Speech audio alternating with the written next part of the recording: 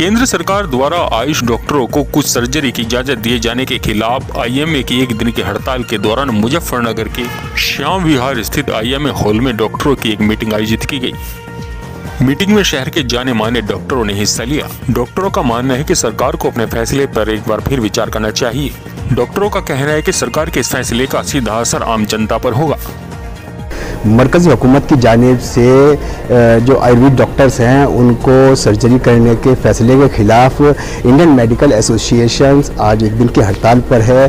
हमारे साथ मौजूद है इंडियन मेडिकल एसोसिएशन मुजफ्फरनगर के प्रेसिडेंट डॉक्टर गर्ग साहब से बात करेंगे किस तरह का ये एहतजाज कर रहे हैं, क्या इनका मुतालबा है मरकज़ी हुकूमत की जानिब से।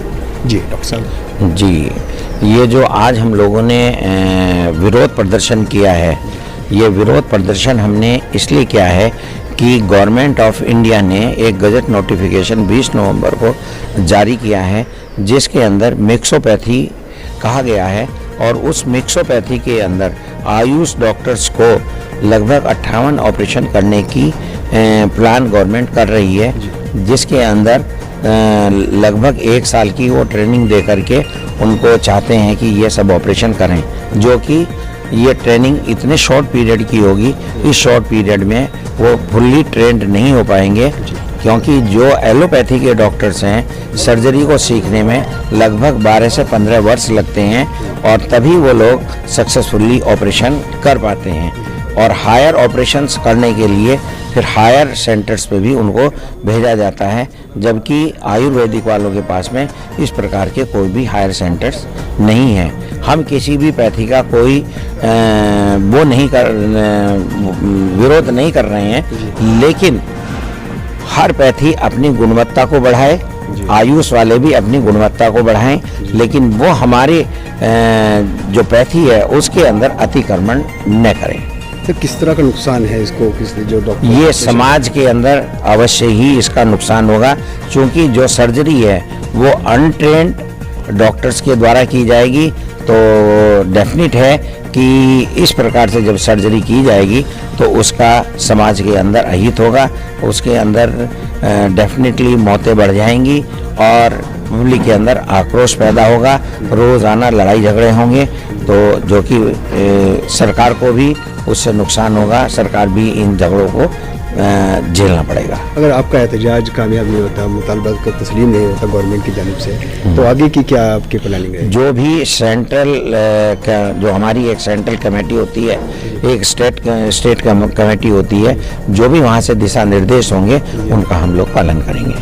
हमारे साथ डॉक्टर पंकज जैन भी हैं जो एक फेमस है मुजफ्फरनगर शहर के। मुझसे बात करते हैं कि किस तरह का आपका एहतजाज है, जो मरीज़ हैं देखे जा रहे हैं या नहीं देखे जा रहे? जी नहीं, आज हम लोगों ने अपना काम बंद किया है। ये एक सांकेतिक प्रदर्शन है जिसके द्वारा हम सरकार को बताना चाहते हैं कि उनकी पॉलिसी कुछ स्थान पे गलत है, उनको सही करें। और जैसे कि उन्होंने कहा कि अब ट्रेनिंग देके बीएमएस डॉक्टर्स को सर्जरी कराएंगे। सर्जरी किसी भी चीज़ की सर्जरी हो, छोटी से छोटी सर्जरी हो, वो केवल चाकू चलाना नहीं होता, उसके पहले उसका ज्ञान होना चाहिए कि वहाँ पे क्या एनाटॉमी है, वहाँ कौन सी नस गुजरती है, कौन सी मांसपेशी गुजरती है। उसके बाद सर्जरी के बाद कौन सी हमको मेडिसिन देनी है, कौन सा एंटीबायोटिक देना है, कौन सा एंटी इन्फ्लेमेटरी सूजन की कौन सी दवा देनी है, उस दवा के क्या साइड इफ़ेक्ट्स हो सकते हैं, उनको हम कैसे मैनेज करेंगे। मतलब केवल चाकू चलाना सर्जरी नहीं होता है, उसके पहले की तैयारी होती है, इस दौरान तैयारी होती है, उसके बाद की तैयारी होती है। गवर्नमेंट कह रही है कि हमें उनको अभी मैं मेरी बात थोड़ी सी, अगर ऐसा ही इतना ही सक्षम हो सकता है 6 महीने की तैयारी के बाद, तो फिर एमबीबीएस का कोर्स कम कर देना। एमबीबीएस की 5.5 साल की पढ़ाई होती है, फिर 3 साल की एमएस की पढ़ाई होती है, उसके बाद उसी को कहीं रेजिडेंट जॉब डॉक्टर को करना पड़ता है। मतलब 8-9 साल में तो एक साधारण सर्जन बनता है, और अगर सुपर स्पेशलिटी एमसीएच है तो उसे 12 साल लगते हैं। अगर इतना ही आसान है तो सबसे पहले इसी कोर्स को छोटा कर दें, बहुत सारे डॉक्टर्स नए तैयार हो जाएंगे। मतलब आप ये जो एलोपैथी का जो प्रॉपर है उस कोर्स को तो छोटा नहीं कर रहे हैं, और एक बाईपास तैयार कर रहे हैं कि आप 6 महीने में डॉक्टर को ट्रेन करके फील्ड में उतार देंगे। मैं तो प्रश्न पूछता हूँ राजनीतिक की सोच से कि सबसे पहले अपना या अपने परिवार का ऑपरेशन किस ऐसे डॉक्टर से करवाना पसंद करेंगे? खुद ऑपरेशन कराने के लिए तो आप दिल्ली, बम्बई और फिर सिंगापुर और अमेरिका जाते हैं। आम आदमी, आम जनता को छोड़ देंगे इन बीएमएस ट्रेंड लोगों के भरोसे? ये तो अन्याय है, जनता के प्रति अन्याय है। जो कमिटमेंट है वो ये नहीं है। तो क्या चाहते हैं आप, क्या क्या होना चाहिए इसके? हर एक पैथी अपने आप को डेवलप करे। जी। हमारी जो प्राचीन पैथी है, आयुर्वेद है, बहुत रिच है, बहुत उसमें दम है, बहुत ताकत है। एलोपैथी पिछले 300-400 साल से आई है, पिछले 50,000 साल से आयुर्वेद भारत में थी। इसको डेवलप करें ना, उसमें बहुत सारी पद्धति हैं, बहुत सारी चीज़ें बहुत अच्छी हैं। जैसे आपने रामायण में युद्ध होता था या महाभारत में युद्ध होता था, एक सैनिक को चोट लगती थी, अगले दिन वो फिर अपने घाव ठीक करके लड़ने पहुंच जाता था।